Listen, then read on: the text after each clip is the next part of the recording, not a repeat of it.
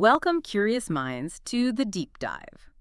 Today, we're embarking on a journey to challenge, well, one of the most fundamental assumptions about business. Right. If I asked you right now, what's the primary purpose of a business? I bet most of us, we jump straight to the same answer: making a profit. It's the default, isn't it? Seems completely obvious. Money, earnings, the bottom line. That's what we see reported everywhere. Exactly. It feels like the undeniable truth. Why else exist? Right. If not to make money? But, and this is the big but we're digging into today, that very assumption, as common as it is, can actually be, well, pretty misleading. It might even hold businesses back. Which is precisely why we're taking a deep dive into one of Peter Drucker's most powerful, maybe revolutionary ideas.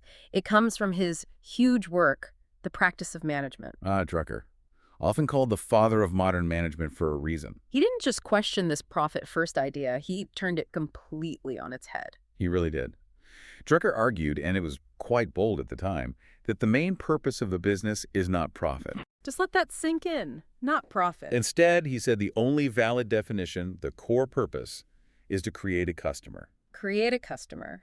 It sounds simple, maybe, but that shift in focus, it changes everything. It reframes the whole game. It absolutely does. And once you really get it, you start seeing why some businesses thrive long-term, while others just don't. So today, you're going to get into why this idea of focusing on marketing and innovation to create that customer is the bedrock, the foundation of successful companies. We'll unpack why profit, in Drucker's world, isn't the goal itself. It's more like the test score. It tells you if your business idea is actually working. Prepare for maybe a bit of an aha moment. This could really reshape how you think strategically, giving you a clearer, more sustainable way to look at any business. And we'll draw on Drucker, of course, but also bring in others.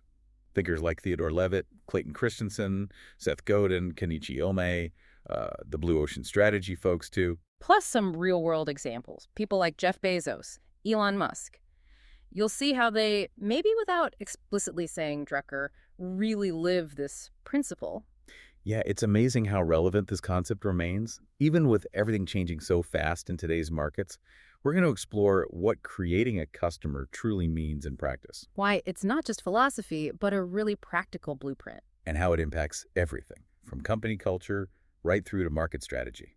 Okay, let's dig into this. Profit not being the purpose. It feels counterintuitive, right? Because, businesses need profit. Oh, absolutely. No question. Profit is essential. It's the fuel, keeps the lights on, allows for growth, investment. You can't survive without it. But Drucker saying needing it isn't the same as living for it. That's the key distinction. That is the crucial distinction, yeah. Use that famous analogy.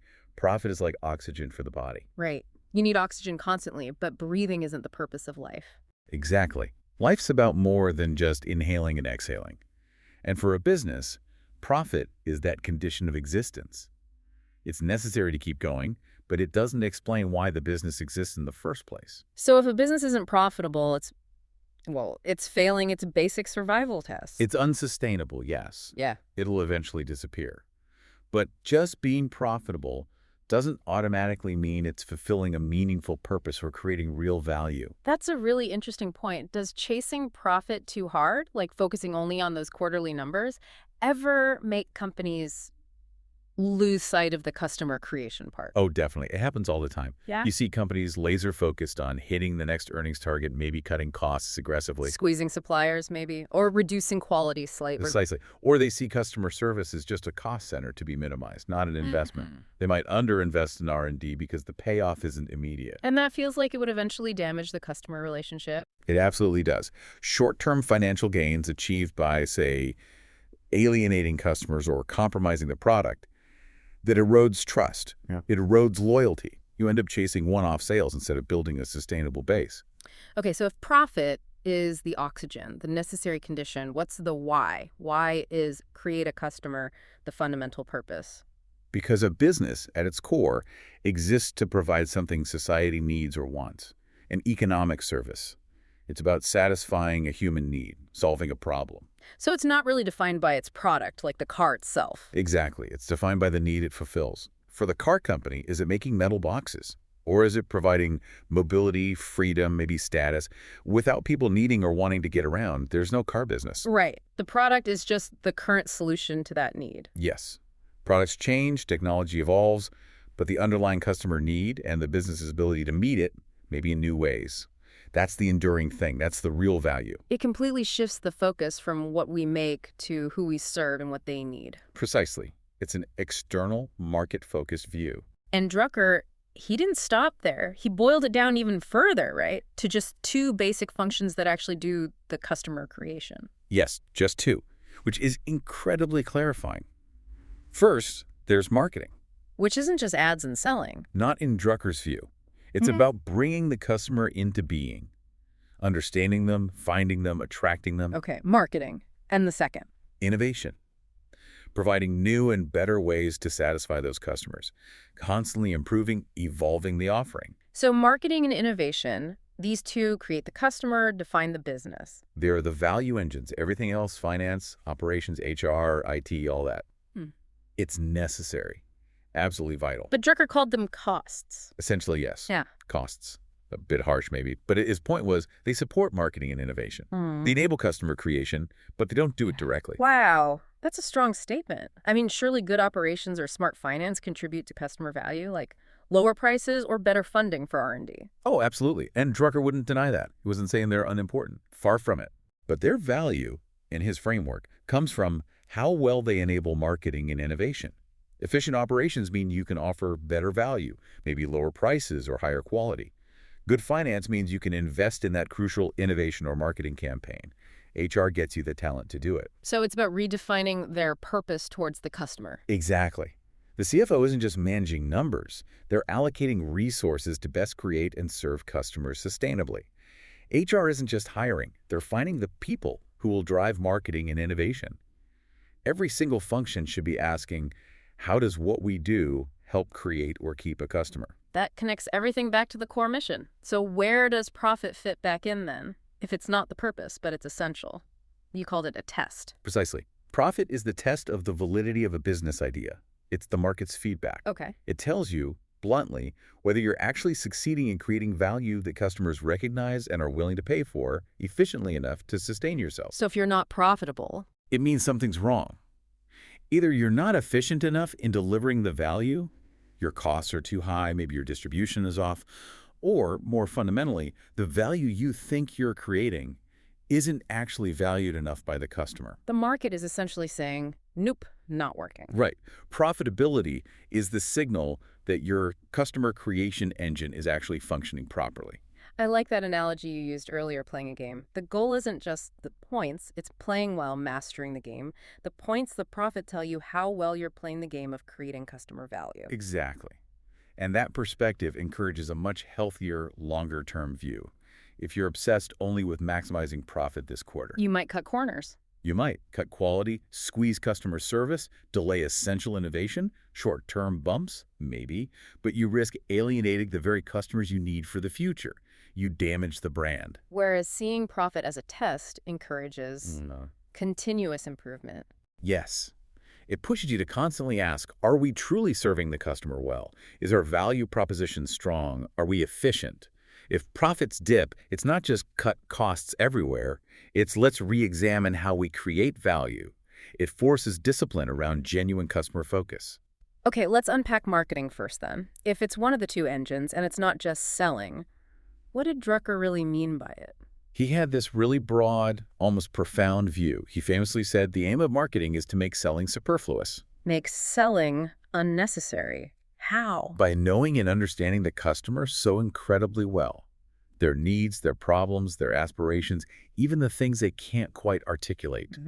That the product or service you create fits them perfectly. It resonates so strongly that it essentially sells itself. The customer seeks it out. So it's less about persuasion and more about deep empathy and designing the right solution. Absolutely. It's proactive. It's about listening first, understanding deeply, and then creating something that inherently meets a real need. That sounds a lot like what Theodore Levitt was getting at in Marketing Myopia, that famous article. It connects perfectly. Levitt hammered home that companies fail because they define themselves by what they make, not by the customer need they satisfy. Product focus versus customer focus. The railroad example being the absolute classic case. Right. They thought they were in the railroad business, running trains, managing tracks. That was their identity. But they weren't. They were really in the Transportation business, moving people and goods. That was the customer's need. And because they were fixated on trains. They missed the boat, or rather the truck, the car, the airplane. They were so focused on optimizing their existing product, better trains, more efficient routes, that they didn't see the world changing around them, didn't see how customer needs for transportation were evolving and being met by new technologies. Even if their trains got better by their own internal metrics, they lost the war because they misunderstood the battle. Precisely. It's a stark warning about myopia, about being product-led instead of customer-led. So flipping that, what are some examples of companies that really embody this deeper form of marketing, understanding the customer so well, the product almost sells itself? Patagonia is a fascinating case study. They're very explicit about not trying to create artificial demand. Right, you don't see them running huge Super Bowl ads or anything? No. They talk about growing at a natural rate. They make more stuff when, as they put it, customers are genuinely frustrated by not being able to buy our products because of constant out-of-stock situations. So they're responding directly to existing expressed demand from people who already want what they offer. Exactly. It's driven by customers who value their specific approach, high-quality, durable, ethically made gear. Their marketing is their product, their values, their stories. It attracts a specific tribe, you could say. It feels very authentic, very different from just pushing products. It is. And think about Starbucks, especially in its growth phase under Howard Schultz. Ah, yes. The third place concept. Right. And they made very deliberate choices. For a long time, they refused to sell their coffee beans in supermarkets. Even though that would have meant huge volume, easy sales. Huge volume, yes. But Schultz felt it would dilute the brand, make it feel less special, less distinct from just another grocery item. He wanted to protect that premium experience they were building in their stores. Control the experience, control the perception. Exactly. He realized early on, as he said, that word of mouth is far more powerful than advertising. It was all about the in-store experience, the barista connection, the community feel. Building loyalty, not just processing transactions. That focus on relationship and experience ties nicely into Seth Godin's idea of permission marketing, doesn't it? It really does. Permission marketing is like the digital age application of Drucker's principle. Instead of interrupting people with ads they didn't ask for, You earn the right to talk to them. precisely. You offer something valuable, first useful content, insights, entertainment, whatever, in exchange for their permission to engage. You turn strangers into friends and friends into customers. Building trust over time. Yes. And as you build that trust, you earn higher levels of permission, you learn more about them, you can offer more relevant things they actually want to hear about. It's based on relevance and respect. Which makes the selling part feel much more natural or even unnecessary because it's aligned with what the customer has already shown interest in. Exactly. It flows from the relationship. And this all seems to resonate with Kenichi Ome's strategic triangle, too. The corporation, the customer, the competition. Ome really emphasizes that strategic sweet spot. The job of the strategist, he says, is to match the corporation's unique strengths with the specific needs of a well-defined customer group. So it's not just about having strengths or knowing customer needs, but aligning them perfectly. Yes. That perfect match is what creates a lasting good relationship and ensures the company's long-term viability. You need both. Great strengths aimed at the wrong customer need. Doesn't work. Meeting a need, but without leveraging your unique strengths. Competitors will eat your lunch. It brings the customer right into the core of strategic alignment. Okay, so marketing finds and understands the customer. Then innovation comes in to provide those new and better satisfactions. How broad is Drucker's definition of innovation? Is it just tech? No, much broader. For Drucker, innovation isn't limited to new gadgets or scientific breakthroughs. It's about finding any new way to satisfy customer needs better. Like a new business model or a process improvement. Absolutely. It could be a new process that lowers cost or improves convenience. It could be bundling services in a novel way. Yeah. It could even be finding a new use for an old product. And crucially, it's also about conceiving entirely new needs, things customers don't even know they want yet, and then creating the solutions. That sounds like stepping into the territory of disruptive innovation like Clayton Christensen talked about. Very much so. Christensen's Innovator's Dilemma provides a powerful lens on this. His core idea is that successful companies often fail precisely because they're well managed in the traditional sense. How does that work? Being good makes you fail. Because they listen really, really well to their current best customers. And those customers typically want incremental improvements in the things they already value, Maybe more speed, more capacity, better features on the existing product. Right. They're not asking for something completely different that might initially seem worse on those metrics. Exactly. Disruptive innovations often start out looking inferior according to the established performance criteria. They might be smaller, simpler, cheaper, maybe less powerful initially.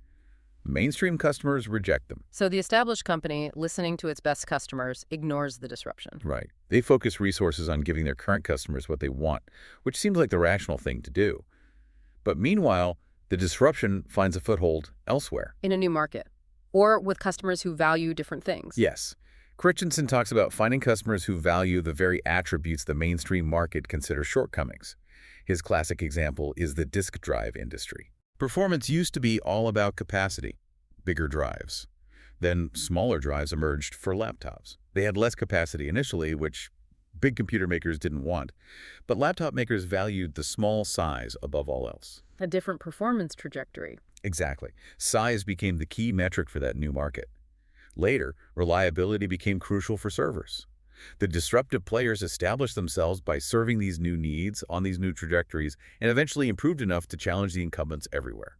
So innovation isn't just about making the current thing better for current customers. It might be about finding new customers for something different. Or creating an entirely new value proposition. Yeah. Which leads us nicely to Blue Ocean strategy. Right, Kim and Mawborn, moving away from the red oceans of competition. Their whole idea is about creating uncontested market space, blue oceans. You do this by making the competition irrelevant. Yeah, by creating new demand. Yes, often by appealing to non-customers or by fundamentally reconstructing market boundaries. Yeah. They challenge the idea that you have to choose between differentiation and low cost. They talk about value innovation, pursuing both simultaneously. Finding a way to offer dramatically more value and potentially lower cost, often by eliminating or reducing factors the industry competes on, but customers don't value as much. Exactly. Think about Cirque du Soleil. Good example. They didn't just try to be a better traditional circus. No, the traditional circus world, the red ocean, was competing on animal acts, star clowns, multiple rings, high costs, shrinking audiences. Cirque du Soleil eliminated the animals, they reduced the focus on single stars, they raised the level of artistry, music, and theme. They created a new form blending circus arts and theater. Appealing to a different audience, adults, theater-goers willing to pay premium prices. Right. They created a blue ocean. They weren't competing with Ringling Bros anymore. They created a whole new market space. That's innovation, creating entirely new customer satisfaction. And we see this kind of radical market-creating innovation with figures like Jeff Bezos at Amazon, too. Oh, absolutely. Bezos' famous mantra to invent our way out is pure Drucker. He fundamentally shifted Amazon from just being a retailer to being a technology company. That wasn't just branding, was it? Not at all. It drove deep changes, hiring user interface experts, machine learning PhDs. Mm-hmm. It wasn't just to sell books better. It was to transform the entire customer experience. Things like one-click ordering, recommendations, Prime. And then AWS, taking their internal tech infrastructure and turning it into a whole new business, serving a whole new set of customers. That's massive innovation, creating new markets. And then there's Elon Musk. Tesla and SpaceX are practically built on this idea of creating customers where none existed, or serving them in radically new ways. Tesla's a fantastic example. Before Tesla, electric cars were mostly seen as, well, a bit worthy but dull. Compromises. Golf carts, basically. Right. Musk made them desirable. High performance, beautiful design, cutting-edge tech. He tapped into an unarticulated desire for an EV that was actually exciting. People were lining up, putting down huge deposits. Exactly. They weren't just buying a car. They were buying into a future, a movement. He created that market through sheer innovative will and product design. And tackled the biggest barrier charging head-on. The supercharger network. That was genius. Range anxiety was the killer objection for EVs. By building a dedicated, initially free-to-use fast-charging network, Tesla made long-distance EV travel viable. He didn't wait for someone else to solve it. He innovated the infrastructure to enable his customers. Yes, a massive investment, but it fundamentally expanded the addressable market. It was innovation creating the conditions for customer adoption. And SpaceX. Similar story, different industry. Similar pattern. Musk saw an underserved niche, launching smaller satellites, research payloads. The big players were expensive, focused on huge government contracts. So he aimed lower, in a sense. He aimed to drastically cut costs with reusable rockets, undercut the incumbents. This didn't just steal existing business. It created new customers, universities, smaller companies, startups who simply couldn't afford space access before. Innovation opening up a market. So for Drucker, and clearly for these innovators, innovation isn't a one-shot deal. It's continuous. Absolutely relentless. Drucker stressed that the innovator can't rest. Once you lead, you have to run harder, keep innovating. Finding new uses, new customers. And crucially, being willing to make your own successful product obsolete before a competitor does. Yeah. That takes real courage, but it's key to sustained leadership and continuous customer creation. It's about staying ahead by disrupting yourself. Okay, so we have marketing finding the customer, innovation satisfying them in new ways. You said they're two sides of the same coin. They have to work together seamlessly, right? Not in silos. Completely integrated. That's the ideal. Both are outward-looking, focused on the customer and the market. They aren't just departments. They should be fundamental attitudes, processes that permeate the whole company. Because you can't really innovate effectively if you don't understand the customer deeply. Which is marketing's job. And your marketing is going to fall flat if you don't have something genuinely innovative and valuable to talk about. Exactly. They feed each other. Marketing insights should fuel innovation priorities. New innovations should be shaped and communicated through smart marketing that understands the customer context. What are the hurdles to making that happen? Just old organizational structures? Often, yes. Traditional silos.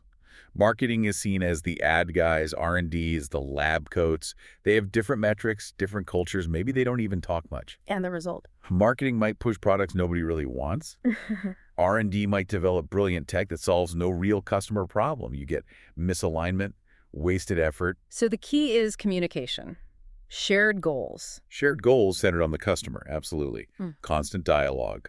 Cross-functional teams, a culture where customer feedback flows directly into product development, and marketing is involved early in shaping innovations. Microsoft under Satya Nadella seems like a company that really tried to embed this integration. I think that's a great example. Nadella explicitly talked about rediscovering Microsoft's soul by building deeper empathy for our customers and their unarticulated and unmet needs. Empathy and unmet needs, that sounds like marketing and innovation right there. Exactly. It was a conscious effort to connect understanding the customer's challenges, marketing, with developing solutions, especially cloud and AI solutions, innovation.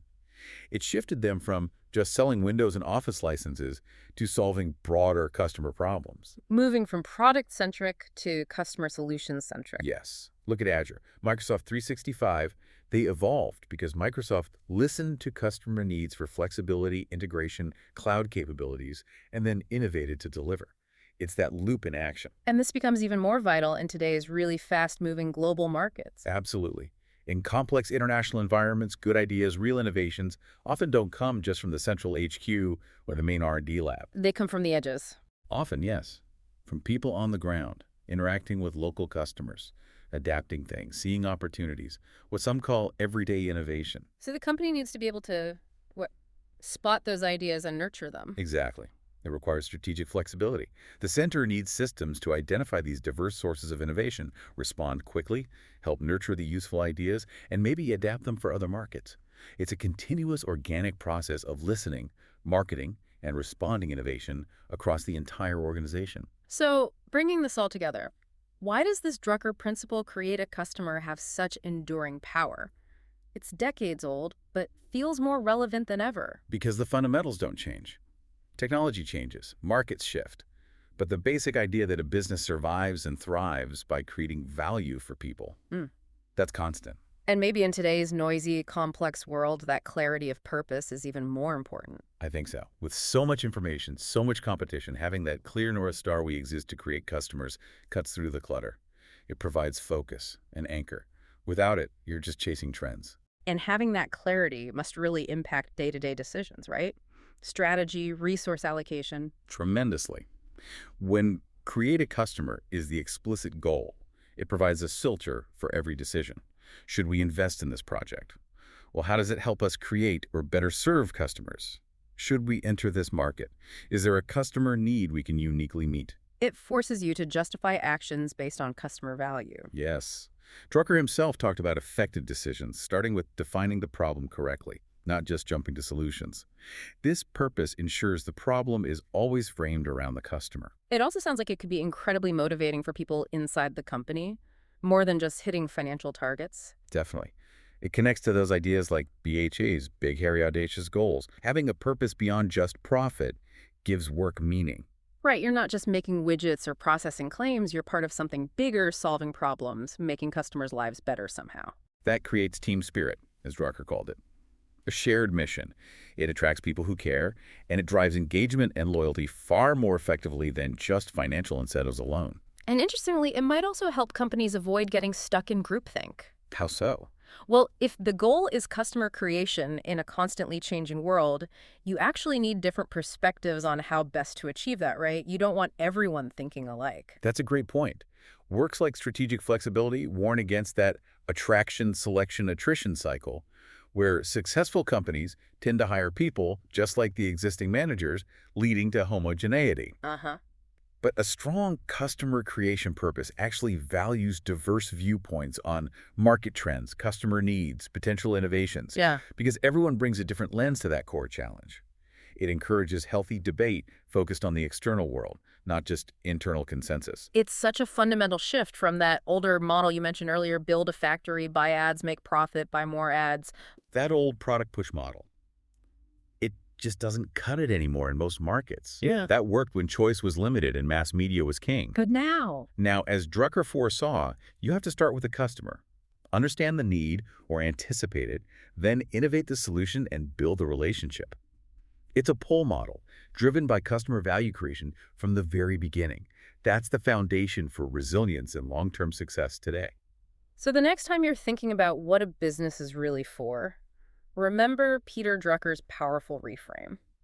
It's not fundamentally about chasing profit. It's about that profound, ongoing act of creating a customer. Through that dynamic duo, deeply understanding them with marketing and relentlessly finding new ways to serve them through innovation. And remember, profit isn't the ultimate prize, it's the scorecard. It's that vital feedback telling you how well you're actually landing that value proposition in the real world. It validates that you're on the right track with your customer creation efforts. Okay, here's a final thought to chew on. Imagine if every single business, big or small, truly embraced this purpose. Creating a customer as job number one, not just maximizing profit.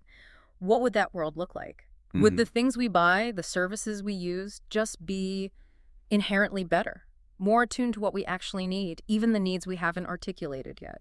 It's a compelling thought. Would it drive a different kind of quality, a different kind of responsiveness? And maybe think about this for yourself. What unarticulated customer need is out there right now? What problem could you build a solution for, not just aiming for profit, but aiming to create something truly valuable, truly indispensable for a group of customers? That's the essence of it, isn't it? Finding that need and building something meaningful around it. A question at the very heart of creating lasting value.